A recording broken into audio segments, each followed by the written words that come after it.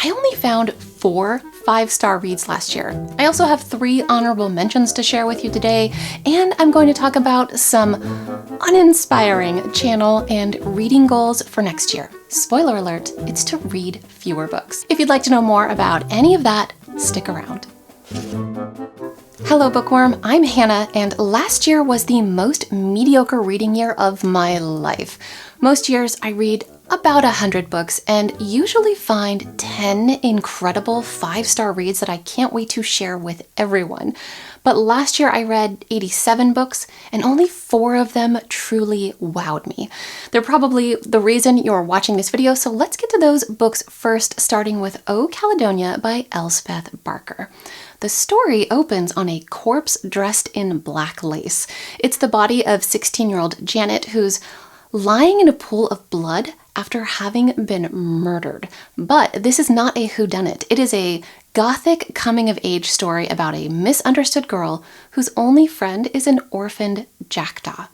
After we find Janet's body, we go back in time to her birth, then follow her through the tumultuous years that lead up to her death. This is a slim novel about the dark and sinister aspects of growing up, and it is packed with chilling prose about rot and ruin, like dead trees and colorless skies. If dreary tales with tragic endings speak to your gothic heart, then O Caledonia is well worth a read. In terms of style, the book that rocked my world last year was You by Caroline Kepnes. If you've watched You on Netflix, then you're already familiar with this story. Season 1 of the show is a very faithful adaptation of the book, unlike the other books in the series. But whether you've seen the show or not, you should read the book. Now, the story follows Joe Goldberg, a man with obsessive tendencies who will do anything for the woman he loves. And I mean anything.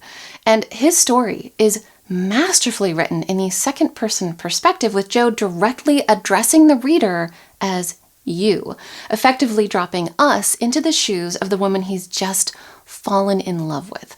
Her name is Guinevere Beck, and her world is about to be torn apart by a series of disturbing incidents that send her running into Joe's arms.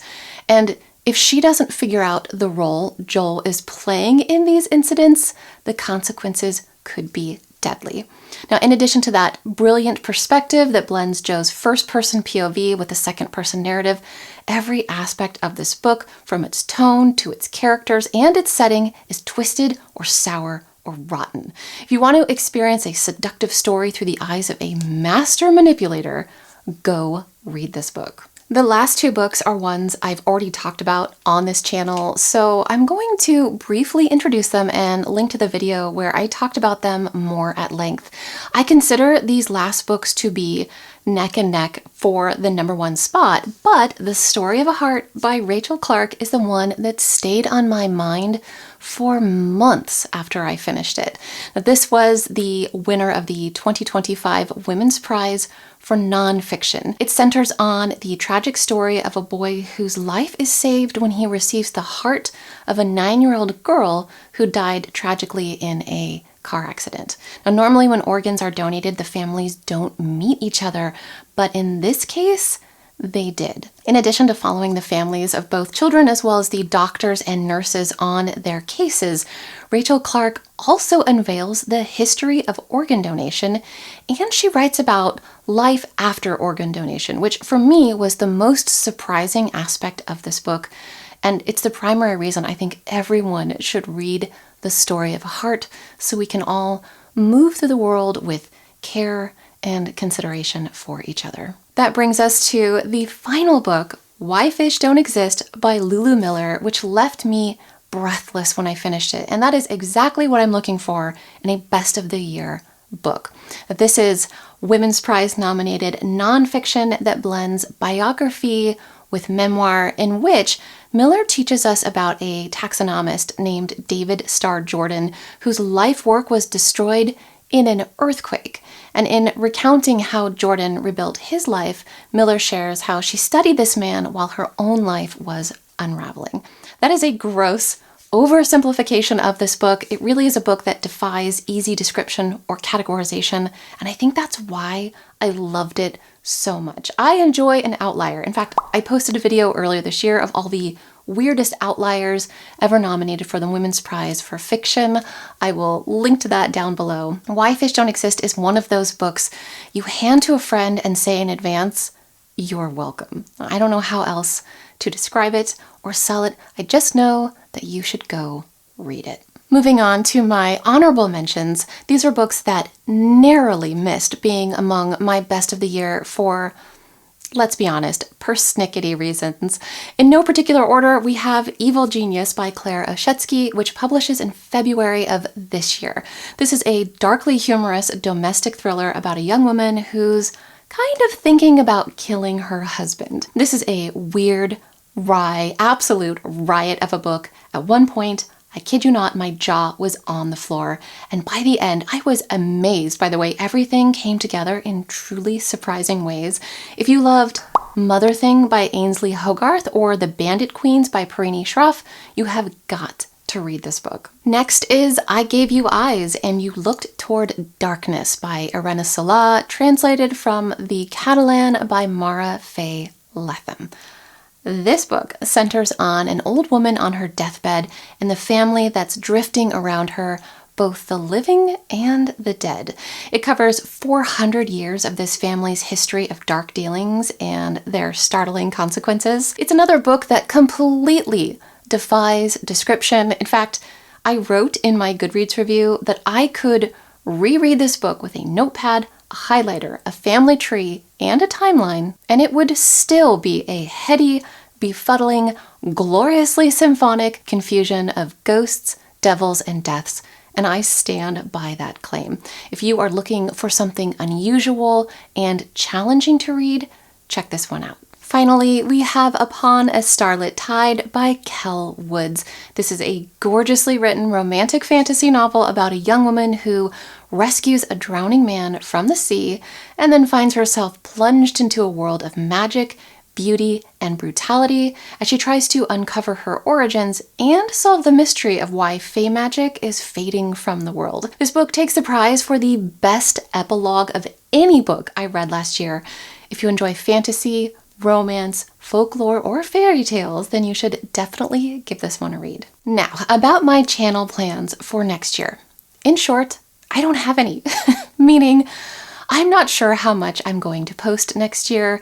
It could very well be that I only post a best of the year video at the end of the year. And the reason I say that is because of how much I struggled to make content last year. One big hurdle I faced was how much work needed to be done on this house and how disruptive that was. Going into 2026, I'm looking at another year of major work on this house, so it's really important to me that I safeguard my time and energy and not push myself to make content when what I really need is quiet and rest. And also, I want to make sure that I don't feel like a failure when I haven't made content, because this is supposed to be a fun way to share books and connect with people. It's not supposed to be something that makes me feel bad. Another annoying hurdle I faced last year was how quickly my camera overheats and then takes about 20 minutes to cool down before I can record again, before it overheats again, rinse and repeat. I actually sat down a couple of months ago to film a deep dive video I've been researching and prepping for about a year, but I didn't get far before my camera overheated. And mind you, I'm filming with a bag of frozen blueberries pressed to the battery of my camera to prevent it from overheating too quickly.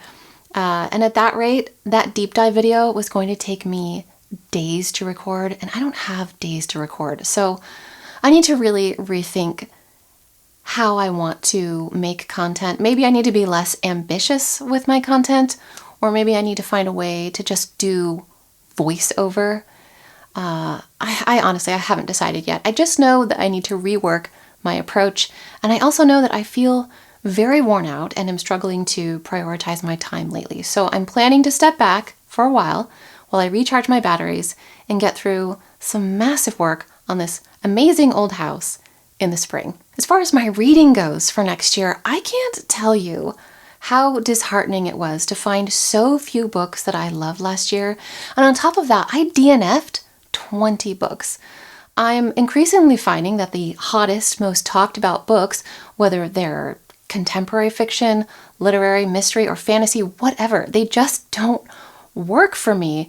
And I'm not going to drag any of the books I didn't like last year because that's not my style, but I will say that I feel very isolated when so many people are raving about a book that I failed to connect with.